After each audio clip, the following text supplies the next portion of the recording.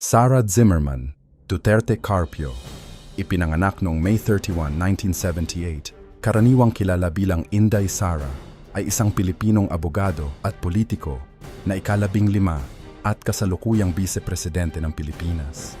Siya ang ikatlong babaeng Vice-Presidente pagkatapos ni Gloria Macapagal Arroyo at Leni Robredo, ang ikatlong Vice-Presidente na nagmula sa Mindanao at ang pinakabatang Vice-Presidente ng Pilipinas.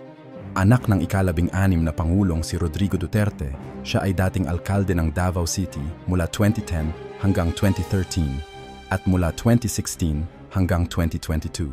Siya rin ang vice-alkalde ng Davao City mula 2007 hanggang 2002. Si Duterte ay nagtapos sa San Pedro College. Sa simula ay naglalayong ituloy ang isang medical na karera.